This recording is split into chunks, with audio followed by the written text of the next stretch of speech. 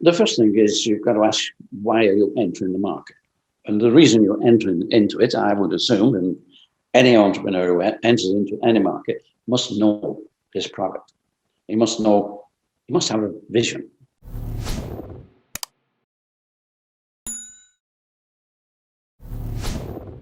Hey everyone, welcome to another episode of Perfectly Mentored. I'm your host, Jason Portnoy. My guest on this episode is Joe Foster. He's the founder of Reebok. It was a different type of episode. There's not a lot of questions. It's kind of hard to ask questions when you have a man of this caliber on, who grew probably at one point was the biggest sports brand, let alone shoe company, the biggest sports business on the planet. Or in the world. It was the number one. It beat Nike, it beat Adidas. To have him come on and share his story, he does a really good job of walking you through the story of Reebok and the lessons he learned. And you'll see it's a story about perseverance. It's a story that every entrepreneur can learn from, right? About pivoting, adapting, about how to handle luck, about staying the course long enough. Truly a great episode. Please pay attention. It's not that quick me asking question, getting the answer, pulling the information. This is storytelling at its finest, and from one of the best people to possibly do it. Check it out. You're going to love this one. Joe, welcome. It's an absolute honor to have you here. Thank you so much for being here. Jason, it's a pleasure. It really is. And I do like your background. I think it's absolutely fabulous, but it's a pleasure. Thank you.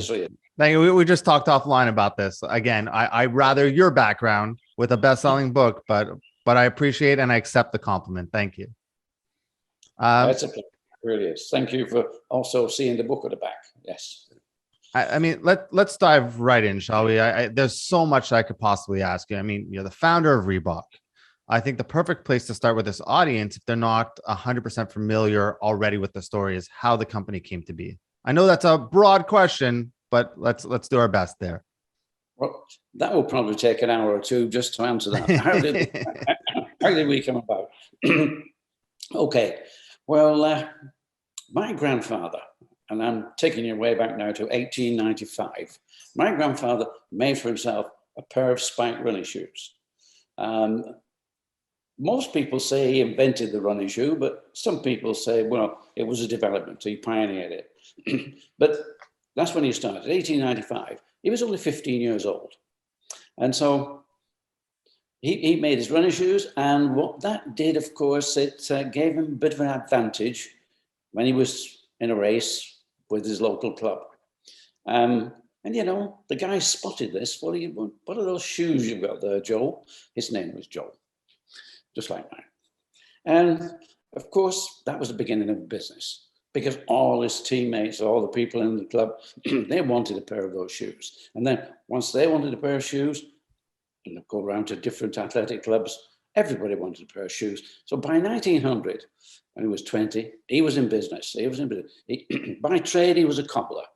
So half of his business was repairing shoes. The other half was making spike shoes for runners.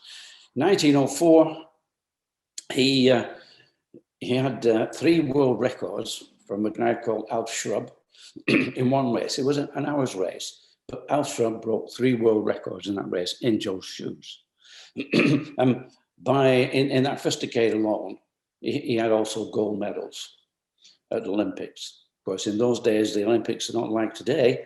It's just track and field. The Olympics were just track and field. The second decade, of course, was World War I. In World War I, nobody wanted running shoes. They wanted army boots. And whilst they didn't make army boots, they repaired them. So they were repairing army boots. And then in the 1920s, this was Joe's belle epoque, really. This was his real time.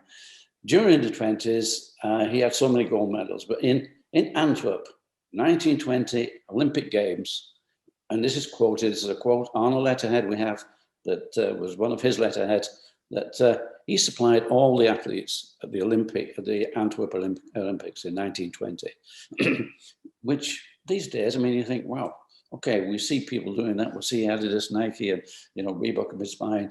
But going back then, that was quite different, and that that made him quite an entrepreneur. And an influencer. Also during the 20s, we had three athletes, Harold Abrahams and Lord Burleigh. They were three British athletes who won gold medals during that. And they were the athletes that were in the Chariots of Fire. I don't know if you know the Chariots of Fire or remember that. They were immortalized in that film. Well, Joe had made their shoes. So that's my grandfather. Now, my grandfather died in 1933, and I wasn't born until 1935. However, I was born on his birthday, the 18th of May, which we can say is a coincidence, but okay. This is why I am called Joe. My grandmother, she insisted. He's brought his name with him. So my father was Joseph William, I am Joseph William. Okay, but this is 1935. By 1939, we were experiencing World War II. And so for 6 years, from 1939 to 1945, there were no lights on. It was dark, but you know, you're young, you're a kid, but you don't know the difference. You know, this is just growing up. It always happens like this. However, in 1945, I'm 10 years old. We get better education and eventually I go to college. 17, I leave college and I join my grandfather's company, which was J.W. Foster's and Sons.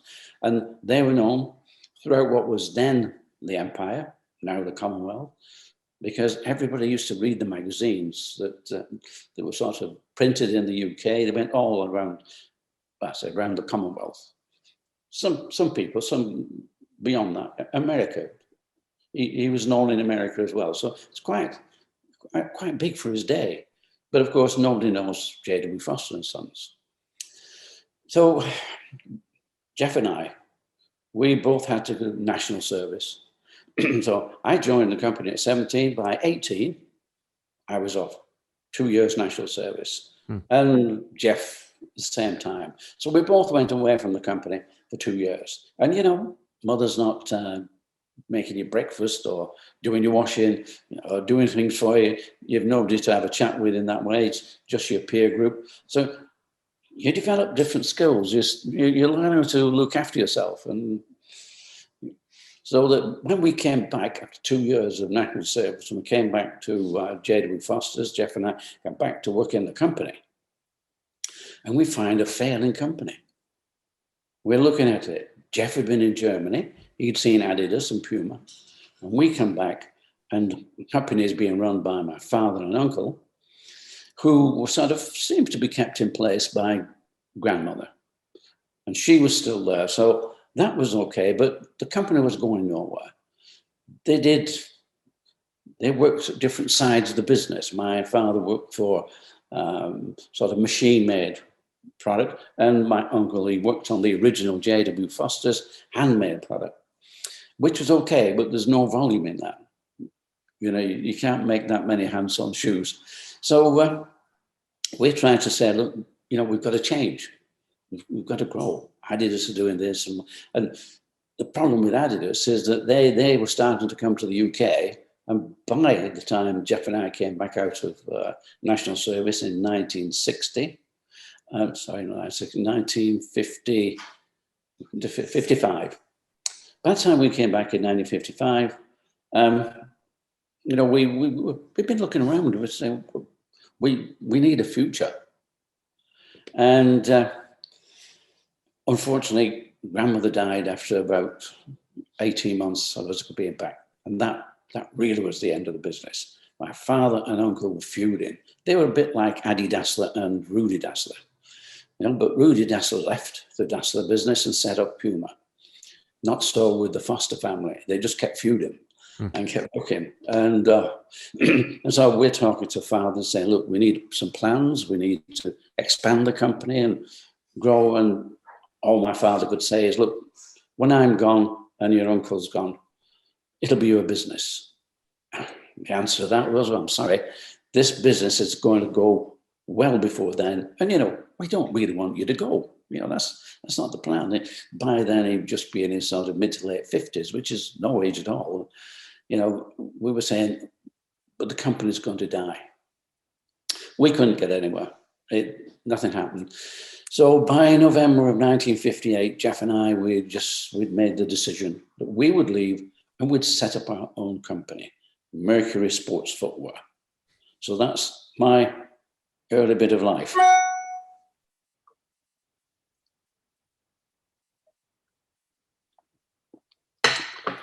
So we've got Mercury Sports Footwear, and we've moved out of town. We've moved to the next town. And okay, we rent a very old building. It used to be a brewery, this building. And for whatever reason, there was no windows on the ground floor. And the top floor, well, whilst there was a roof on, it was a very leaky roof. And in the northwest of England, we get a lot of rain. So the top floor was just full of buckets and cans, anything to catch the water, which it did. But that meant we only had the middle floor. And with it being an old building, we didn't really trust that middle floor because we had machinery. We'd spent at least £250 on machinery because we needed it to make our shoes. So we're there, and fine, that's our start of Mercury. And we decided we'd start with cycle shoes. We didn't want to compete with the parent company. They were doing athletic shoes. And we thought, no, we won't compete. We'll do cycle shoes. And we were doing very nicely. We were making money. And our accountant said, look, lads, boys, this is a good company. You're doing all right. You better register your name. And so, we were only young. We didn't know what really that meant. Why? Why do we need to register the name? Who? How? You just go and see a patent agent. Once you've got the register, that's fine because you're doing so good. And if somebody else decides that we like those Mercury shoes, we'll make some. So somebody else starts making Mercury shoes. You're going to have to go somewhere court. You're going to have legal problems in proving that that's your name. Okay, so right, let's find out. Let's register Mercury. Well, we went to our agent, and our agent found out that the name Mercury was pre-registered. Somebody had it. It was British Shoe Corporation. They one of the divisions, I think Lotus and Delta. They registered it, and they offered it to us for £1,000. Well, £1,000 for us in those days was an impossible number. As I say, we set up the whole factory for about £250. So no, we can't pay £1,000. So the patent agent said, well, you can take them to court, and you can sort of tell them that the court, they're not using it. We should be able to use that name. I said, okay. So how much will that cost? And he said, well, about £1,000. So, I said, well, what's the problem? You might as well buy it if you've got £1,000, one way or the other. So he said, well, okay, if you can't, you're going to have to change your name if you can't buy it and you don't want to take them to court over it. And he pointed through the window. And the window, it was a nice day. It was in May, a nice day. He opened the window and he pointed to Kodak. And I'm saying, Kodak? What's with Kodak? And he said, well, that's a made-up name. They've just made that name up, and it's their name. They register that, no problem. So if you can bring me a name like that, you're in business. Okay. So he said, but don't bring me one name. Bring me 10. What? 10 names? How can we do that? This is our company. We've got to be in love with it. Anyway, we go back and we sit around the table, and after quite a bit of sort of thinking and what do? We came up with names like cougar or falcon, animals, birds. Yeah, it's good. Well, let me take you back now to 1943. 1943 is in the middle of World War II. And I'm 8 years old. Okay. A bit like COVID is today, nobody's traveling. You couldn't do anything. There's a world war on, of course, so you don't do anything. But there's local events. So these local events, and there was a 60-yard race at our local track, and I won it. Of course, I had a bit of an advantage. I had spike shoes on. Nobody else did. But I won the race anyway. And off I go, collect my prize. And what do I get? I get a dictionary. I get a dictionary. And I'm looking and say, where's the football, guys? You know, where's the football? No, I get a dictionary. And more than that, it's an American dictionary. Now, as you will know, the American spelling of one or two words is different than the English spelling, bits and pieces. So why would anybody give an 8-year-old an American dictionary? Seemed a little odd, but anyway, it didn't bother me. The dictionary was put to one side for quite some time. But here we are now, we're back in 1960 and we're looking for a name. For our company. We can't have Mercury. We've got a list now of animals and birds. And I pick up my dictionary and I like the letter R. I think it's a real strong letter. So I open up at R and I'm thumbing through from R. And it doesn't take long, you know, to get R to R-E. And then it goes R-E-E-B-O-K, Reebok. What's that? Reebok. It's a small South African gazelle. Wow. Fantastic. Gazelle, perfect for us. That went top of the list. I went back to the agent and said, look, we really need to be in love with this. It's got to be our passion. We like the name Reebok. But you've got all these names. Okay. It took him a week to test everything through, but a week later he came back and said, you can have Reebok, because all the others, there's some problems with all the others. We'd have to go through different stuff. But if you want Reebok, you can have Reebok, except that the registrar has made one caveat. Oh, so what's that? He said, well, if somebody decides to make shoes out of Reebok skin, we can't stop them. Well, Jeff and I looked at each other and thought, nobody's going to do that. That's not going to happen. We'll have Reebok. So that's how we became Reebok. That's our name. And okay, we're now 2 years old and we have a new name. And then I think about 4 years we've been in business, we get a letter. And the letter's from the lawyers of Adidas. Oh. Our silhouette was 2 stripes and a T-bar. And in the letter, they said that they think our 2 stripes and T-bar infringes the Adidas three stripes. Right. Well, for 5 minutes, we were, oh my goodness, you know. Well, next. And then we thought, just a minute. Adidas, no, we're here. They think that we must be some sort of challenge if they're going to send us a letter, get the lawyers. Then, oh, brilliant. What do? Well, we just change the stripes, don't we? We change our silhouette. And we did. We changed it to what we know as Reebok with the vector. And so, fantastic. So, right, we've been in business 4 years and we met a couple of problems, changed a name and we got a better name. Change a silhouette and we think we got a better silhouette.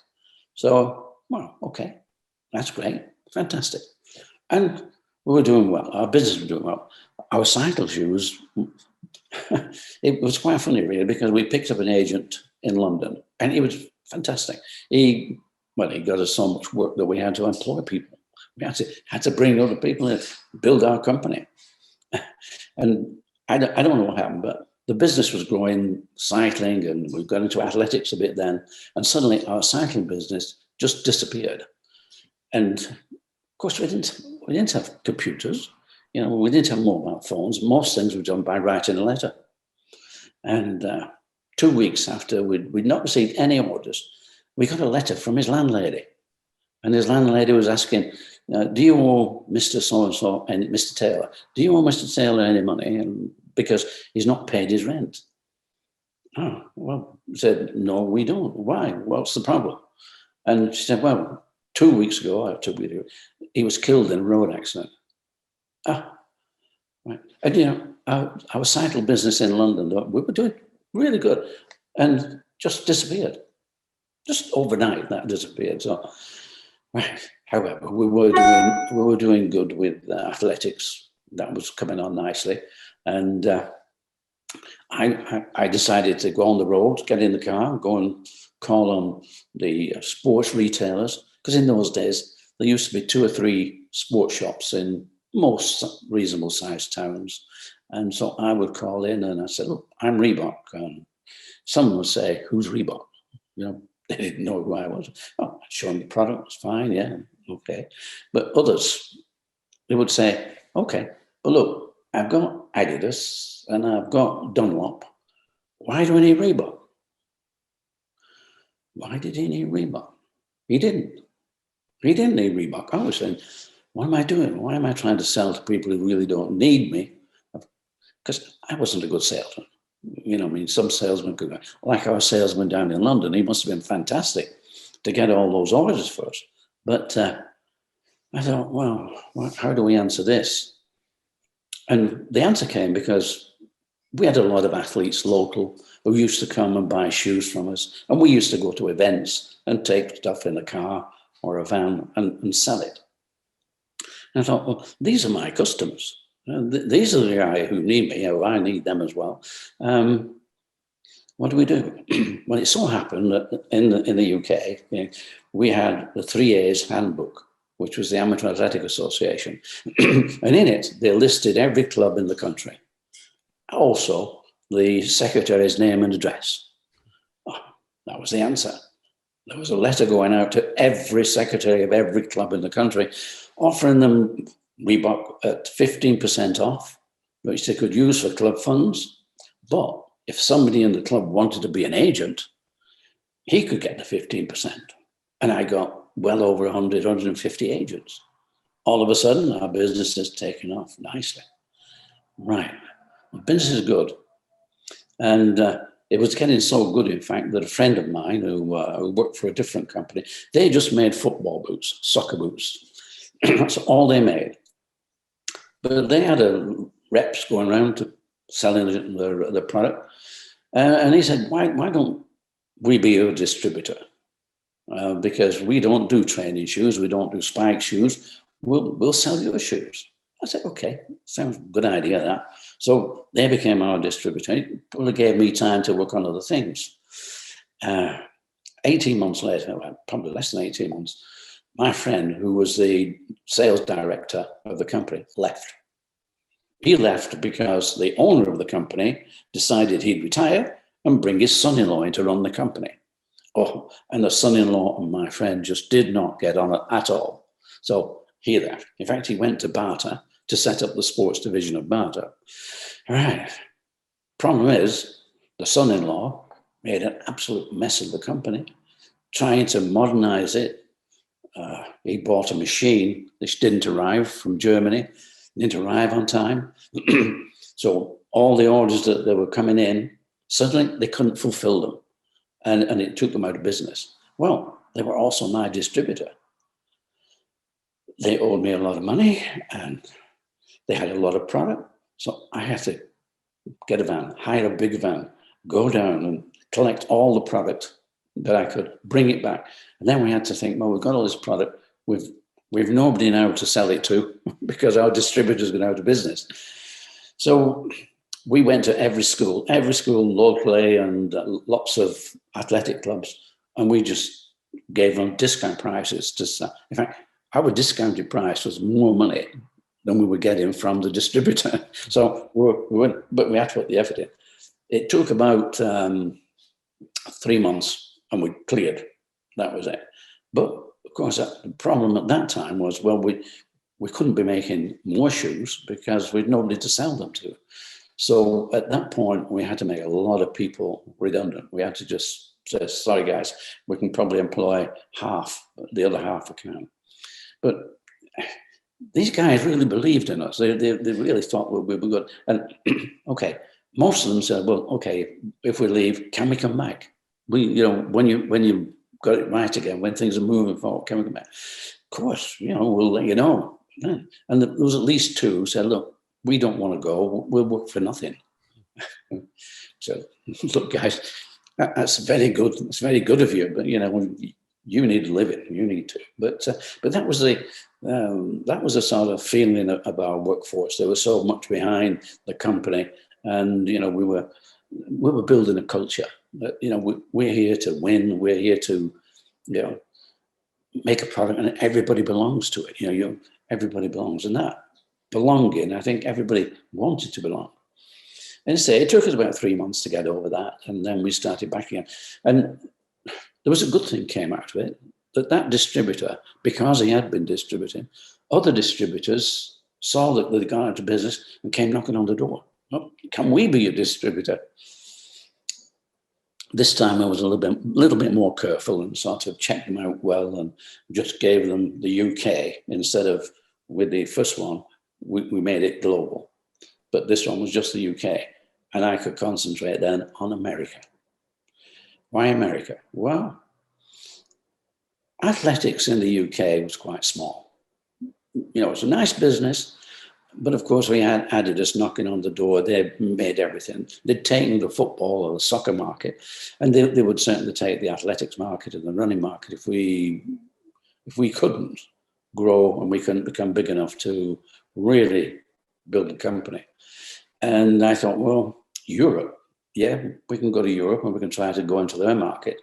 But unfortunately, Europe is 20-something different languages, different cultures, and that's a problem. America.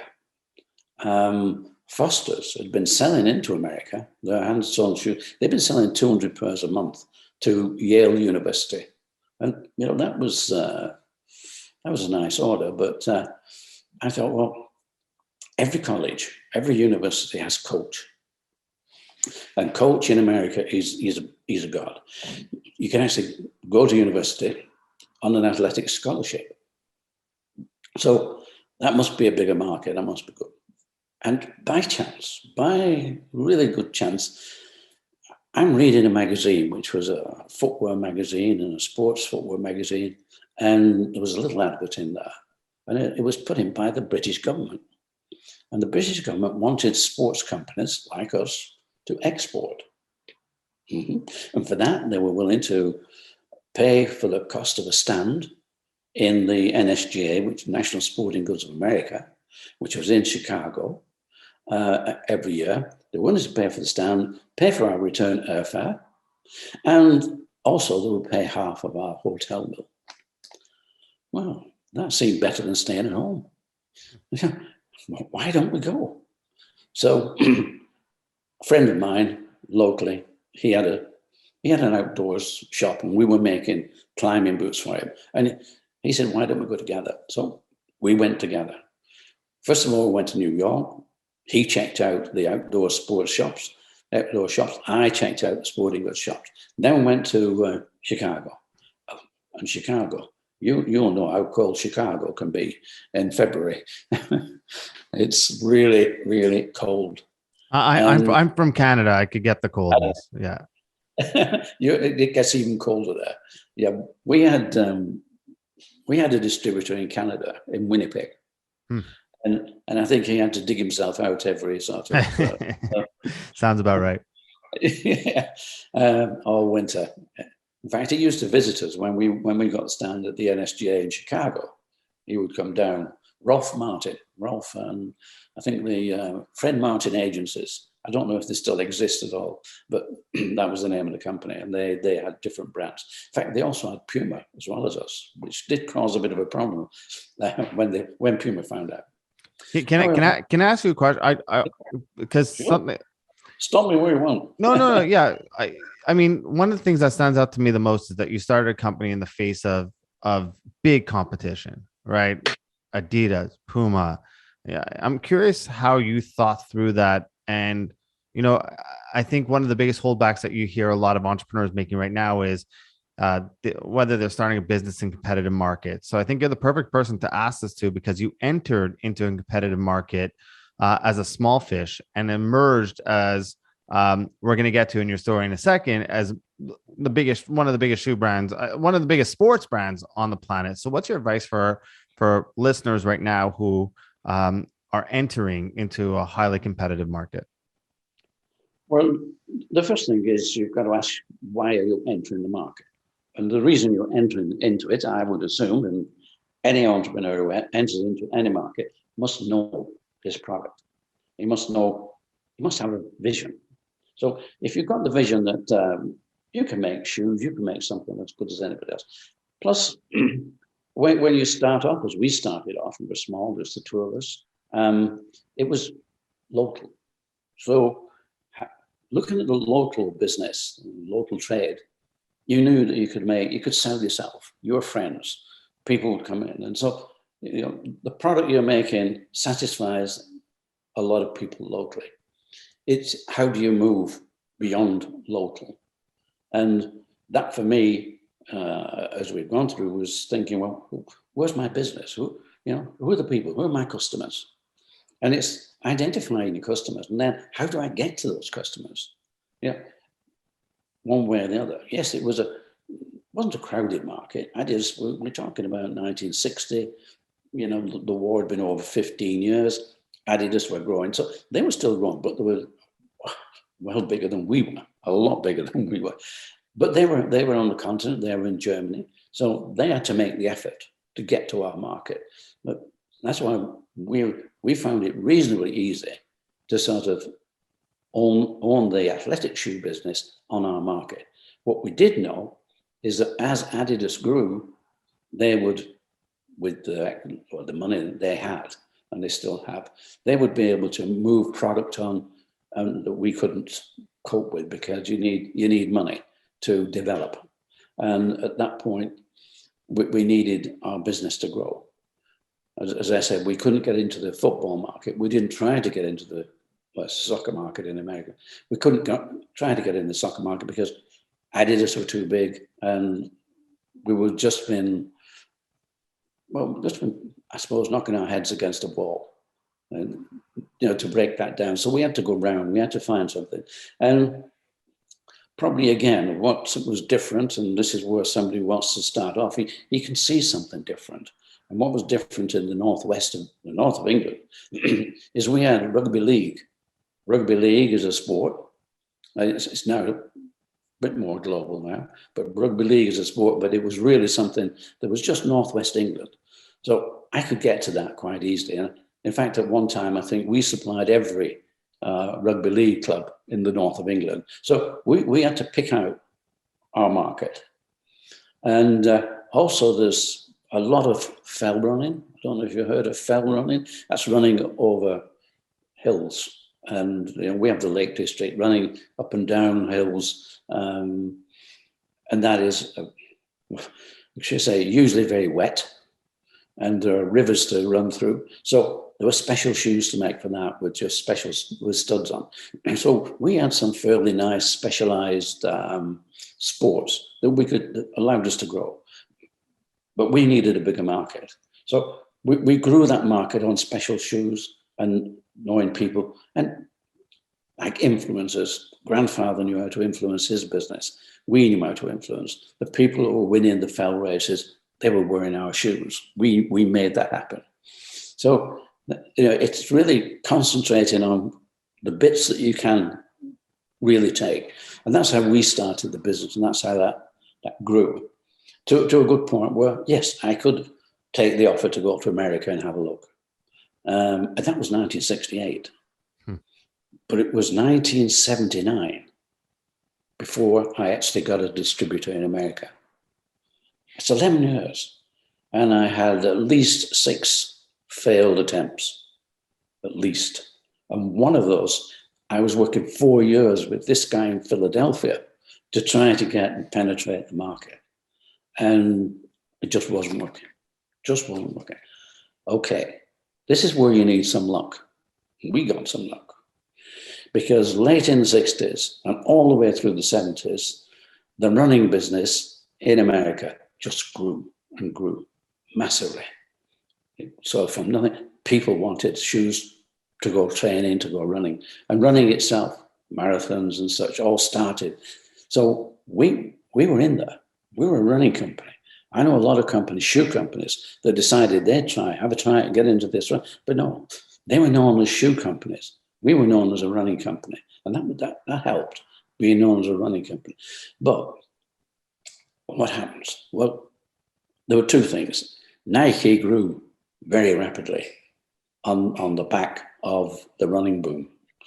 But did they create the running boom, or was it Runner's World?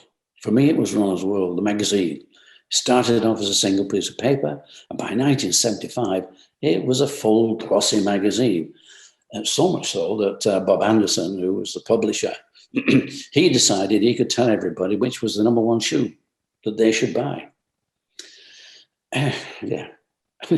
And of course, the problem with that was that number one shoe, well, 350 million Americans, of which probably 40 million decided they'd like to go and run and had bought a pair of shoes. And probably out of that 40 million, 10%, let's say 4 million, thought, well, why don't I buy that nice new best number one running shoe? Americans do that. Wow, new, we'll buy it. So what do you think Phil Knight's problem would be at that point? He's importing from Japan. How do you, he might have been selling 1 million pairs a year, but all of a sudden he might get 4 million orders. Something pretty big anyway. You couldn't get the supplier to increase. You couldn't get more factories. That sort of demand was impossible. So after 12 months, Bob Anderson decides, well, we'll have another number one shoe. So it's another one, a different shoe. And of course, maybe Nike and Phil Knight are just about getting a really good stream through to satisfy demand when it's changed. So you can imagine the retailers who've just got a bunch of shoes and now this is no longer number one.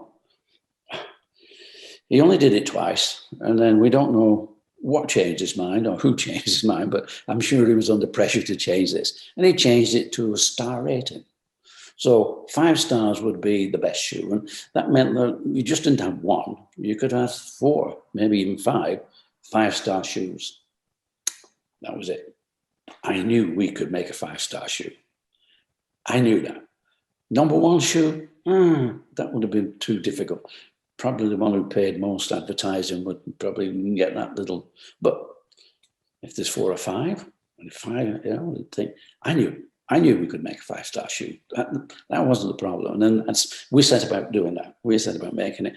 In fact, we tested the shoe out in Canada, at Edmonton, in the 1978 Commonwealth Games.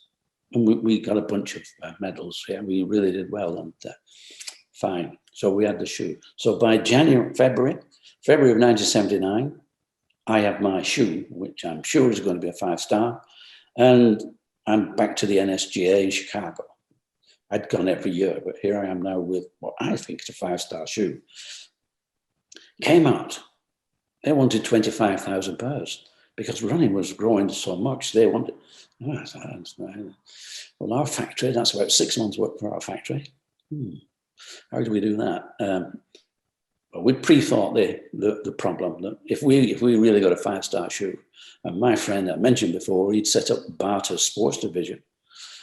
He said, look, because Barter's the biggest shoe company. In fact, I think they're still at Ottawa. Is it somewhere in Canada is the headquarters still?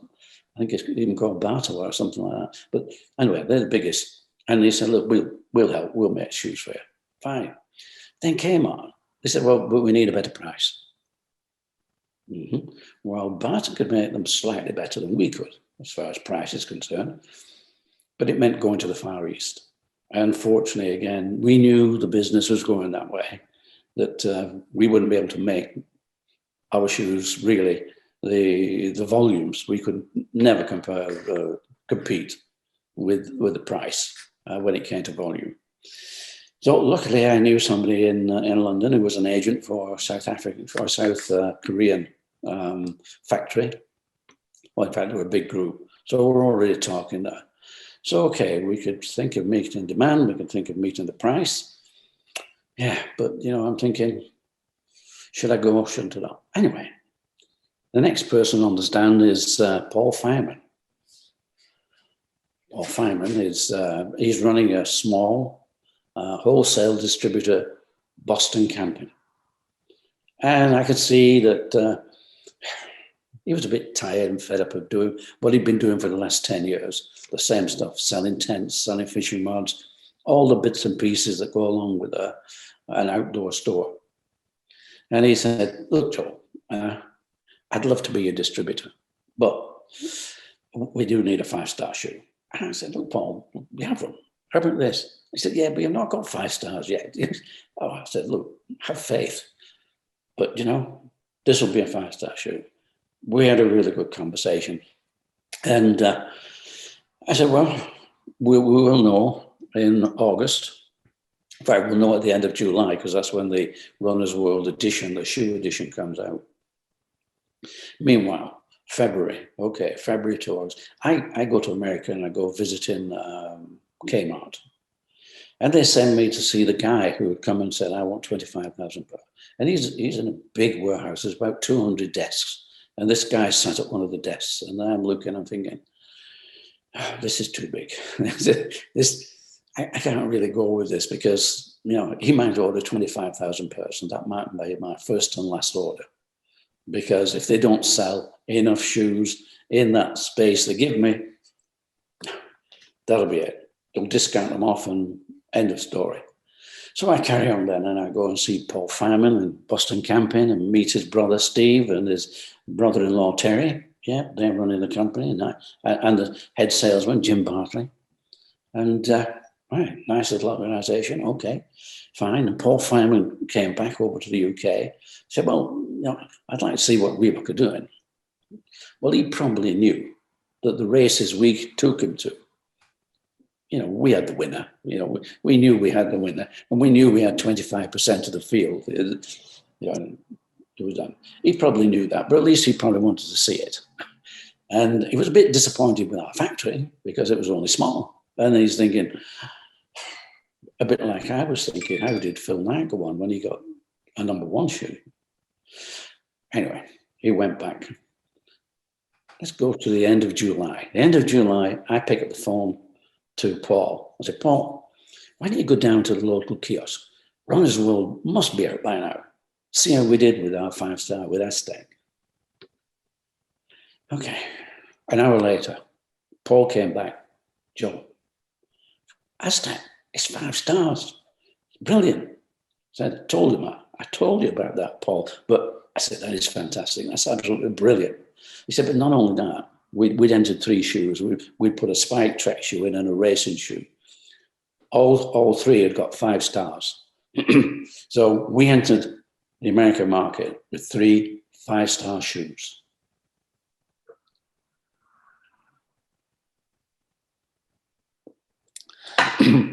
But of course, well, that was nice. That wasn't the end of it. Because we're growing nicely, and we had a tech rep. Technical, a tech rep, he just goes to see the salesman in whatever shop they're in and shows them the benefits of the shoe. He doesn't go and try and sell anything. He's just telling everybody the benefits. So this tech rep is Arnold Martinez. And I don't know, his wife Frankie, she's going to these aerobic classes, and she's coming back, and she's full of it. Her and her friends say, wow, this is great, fantastic. And I was saying, well, what's all this about? And she said, well, we're actually exercising to music, and it's modern music. It's great, it's fantastic, it's absolutely wonderful. And I said, can I come down to the next one of did you go to these classes? And she said, yeah, why not? So we went down there, and he saw the instructor in trainers, and he saw half the class in trainers, the other half wearing no shoes. That to him was a light bulb moment. And he's one of my gatekeepers in the book. He opens a door here. And he thinks, why don't we make a special shoe for these girls on a woman's last? Because,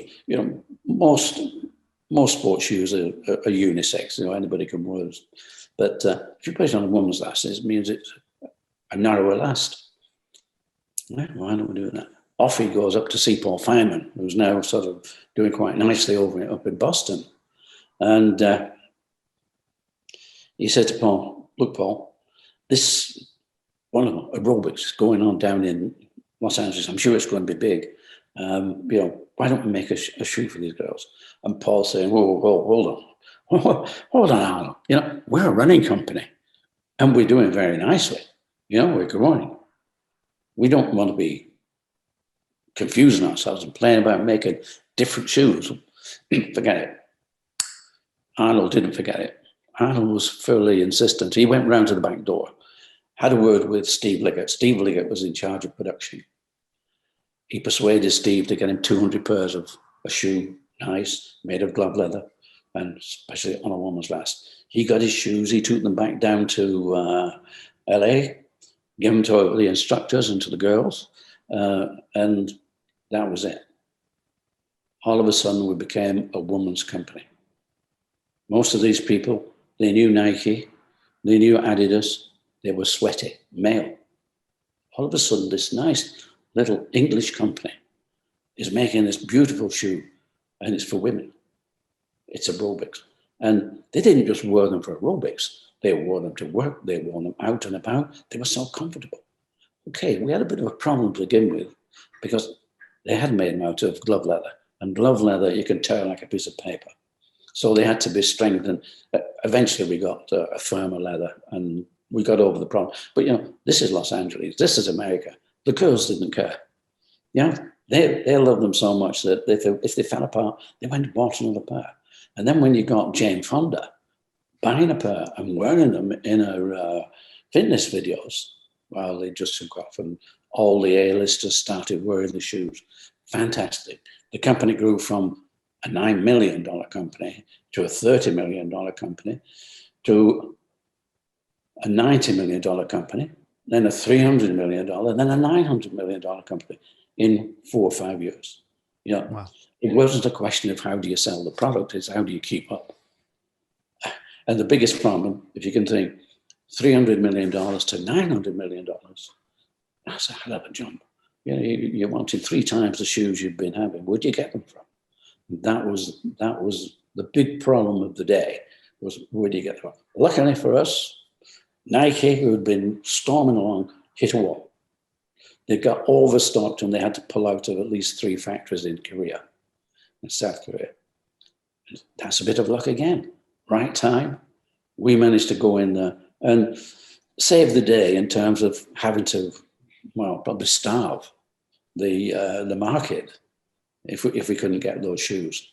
And that made, we were then nearly $1 billion. And I left the company at the end of 1989. I retired. I say I left the company. I retired at 1989. And we by then, we're just short of $4 billion. We'd overtaken Adidas, we'd overtaken Nike, and we were the number 1 global sports footwear brand. Wow. Number 1. And, we'd been down in LA, we had people, we developed good associations there. And one of these was in with a lot of the film stars. And also in Monaco, we became the sponsors of it's a Princess Grace Memorial Fund, and that was for charities.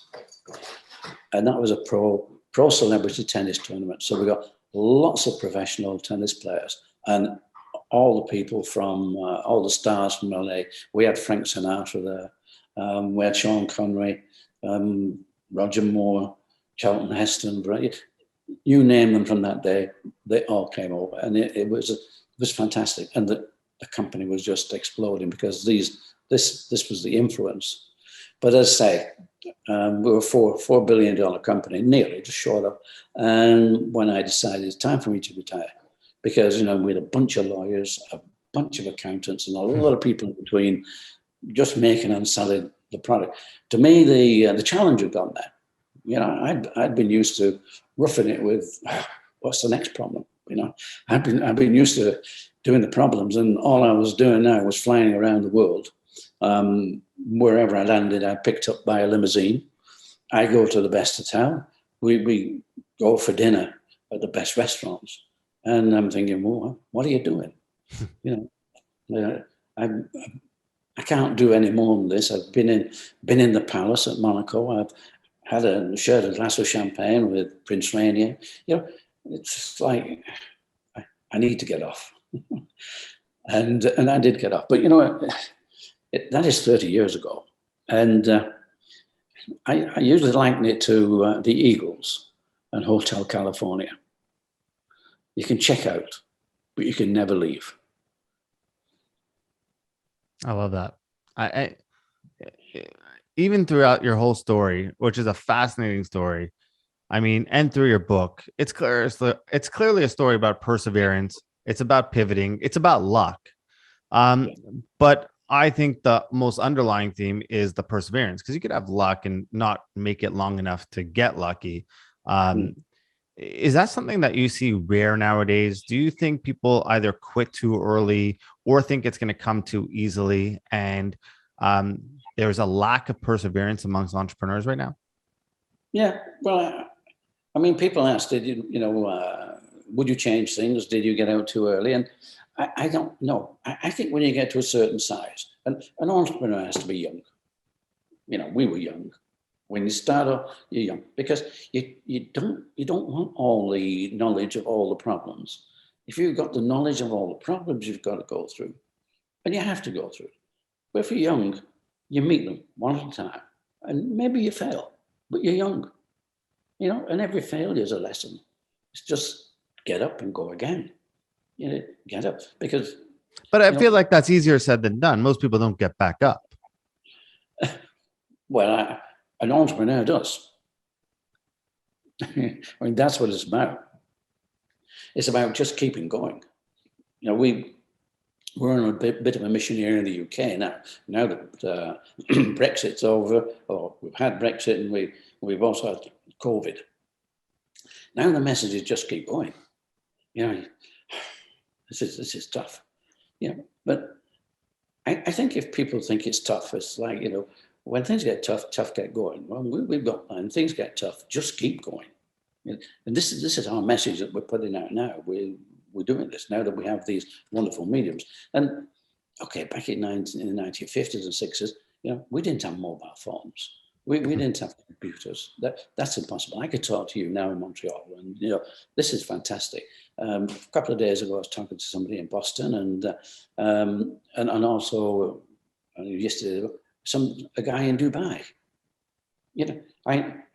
So you can do a lot, and the important thing also is people. You don't give up. You look at somebody else and you say, "Come on, we can do it." There's got to be more of we in this than I'm fed up. I'm tired. No, it is. You're either a person who will get up, and I think if there's an entrepreneur there who really is looking at life. He looks at the glass is half full, not half empty. He looks at, so that's a problem. So what do we do? That defines, it defines an entrepreneur. The other word for an entrepreneur is risk taker. Yeah. Because it wouldn't be. He's a risk taker. And this is why people can't advise you on risk. Risk is something that you got to have the guts in there. And okay, not everybody wins. But it's like another thing that for me, it was the race isn't over until you've won. Yeah. You just keep going. And there's lots of things, part races, there's lots of things that come in the way, but you just keep going. So I'm wondering something, right? You coming in as a small fish and seeing Adidas as one of the heads there, and you and your brother start this company. You're looking Reebok starting off, you're looking high up, and you're seeing Adidas all the way up there. To then get acquired, to see Reebok get acquired by Adidas. What's the emotion? What's the feeling behind all that? Seeing like the company you looked at as, man, these are the ones to beat, to acquire your baby. I hate saying baby about a business. I personally don't believe that, but to see your business that you started from the ground up, the legwork that you put into be acquired by Adidas. What were your thoughts? Like, what was going through your mind? Well, the important thing for me is that when I released and got Paul Fireman, I got the right man. He did the job. He was hungry. He needed it. And so he worked at it. When I first went over to America to think, right, Boston Camping, now they're going to be our distributors. And I went over, and Paul picked me up at the airport. And I go to his office and I say, oh, where's Steve? Where's Terry? What's Boston Camping was gone. They just finished it.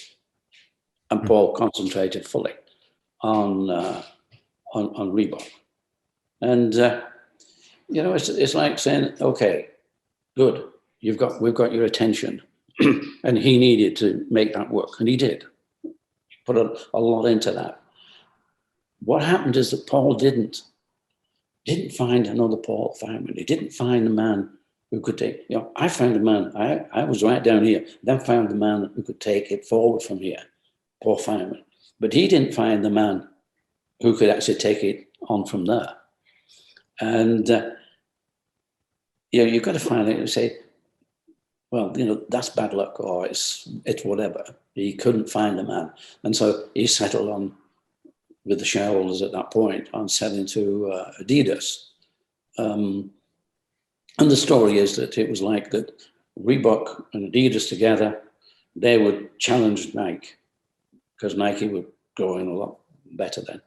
And whatever was agreed between Paul Fireman and that Herbert Heiner, who was in charge of Adidas, whatever was agreed or the story that was put out never happened. All that happened is that Adidas, they wanted momentum. Now, and you cannot blame Adidas if you've spent $4 billion nearly. If you spend $4 billion, you have every right to do what you like with the company. And I hate that, but we live in a real world. And all that Adidas did were they took a lot of the assets, put them over into Adidas, and that gave them the momentum they needed to grow in America. So not good for me, but I no longer had anything to do with the company. It was okay. Like you say, it's something I grew with my brother from nothing. Unfortunately, my brother never saw the growth. He died just as we got that distribution agreement with Paul Fireman in America to distribute it. Unfortunately, he got stomach cancer and died from that, which was a shame. But right now, Adidas is selling the company. And I've talked to one or two people who are very interested. So, it's like, okay, that's been a step. Yeah, can they grow again? Can it become, they asked me if I was to come into the company, what would I want? What would I want to happen? And I said, well, first thing you need to do is to redevelop, regrow the American market, because that's absolutely key. I said, but you must have your ambition on being number one. Even though that's right now, Nike are 20, 25 billion. Reebok are down at 1.5, 2 billion. It's a big job. If you don't think big enough, you won't get anywhere. You've got to think big enough and then start taking the steps. And I think if the right people buy it. I love that. Were you, just out of curiosity, when you were at the prime of Reebok, were you friends with like Phil Knight? Did you guys speak? Did you speak to the CEOs of or the founders of other companies? Was there does that go on, or is it competition? I don't speak to them. I'm here to crush them. Well, I wouldn't mind talking to Phil Knight, but I'm in the UK. He's sort of the far side of America. He's a long way away. Where would you meet? You'd meet at the NSGA show, certainly. And I did meet Jeff Johnson. I don't know if you know Jeff Johnson. Jeff Johnson, more or less, was Nike. I know Phil Knight was the owner, but Jeff Johnson came up with the name, came up with the swoosh. He was the thinking man. And I had a good long conversation with Jeff Johnson. Nice guy. And, if I met him today, we'd just carry on and have a conversation. For me, it's having a conversation. It's not cutthroat. For me, the job is to make a product and make it good. Make it the best if you can do. And I know there's a lot of talk about, being enemies, that Phil Knight was upset at the fact that Reebok became number one. Well, maybe he was, but he was probably upset with himself and upset with his team more than he was upset at Reebok, And okay, you can have plans. And when you do get big, keeping your team well focused is difficult. Keeping them on focus, because it's so big. I mean, you're talking thousands of people. So you have to have that nicely pocketed so that people really, always sort of telling people how good we are and what we're doing, and letting them make decisions. You're going to get a lot of people in making decisions to help you grow. I'm sure you get asked by, for mentorship and for advice from entrepreneurs all around the world. You probably get asked questions nonstop. What's the question you get asked the most? There are a lot of questions. I mean, that's ask the most is difficult, but I do ask, well, if you were the young 25-year-old Joe Foster starting now, what would you do? And, I said, well, I'm not the young 20-year-old, but what I see in front of me is technology. I see technology.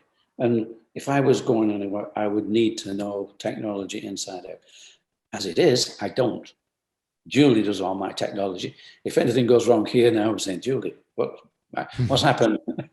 So I'm not that young person, but, even when I think people do say, well, what would you do now with Reebok? And I usually say, well, how old are you?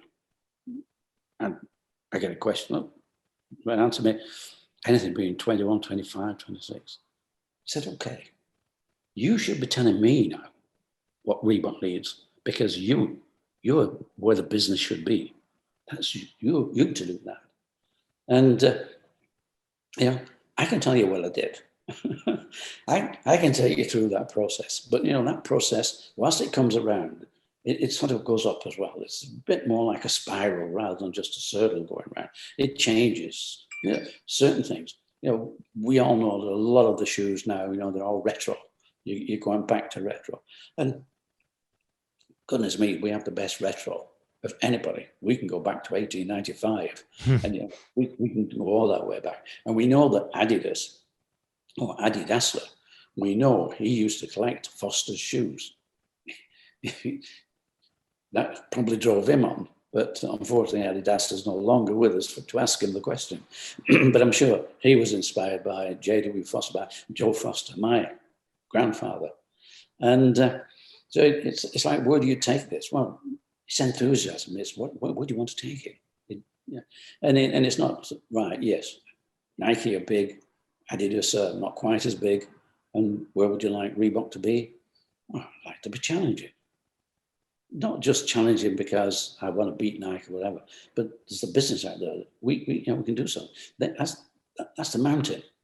Reebok got to the top of the mountain, and why didn't they keep going? That again is a question I don't know, because it was after I left. So, answering questions is, yes, what did you do? And a lot of people say, what would you change? If you could go back, what would you change?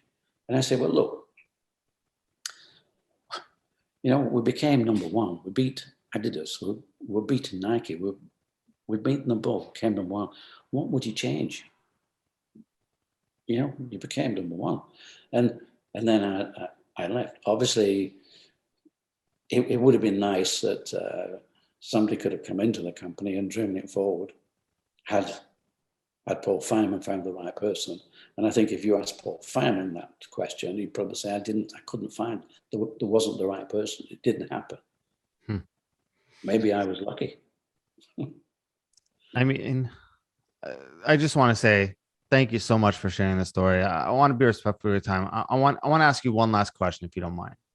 I don't mind. For the entrepreneurs listening right now, what's your parting wisdom? What's your advice, whether they're starting off or they're a business owner right now?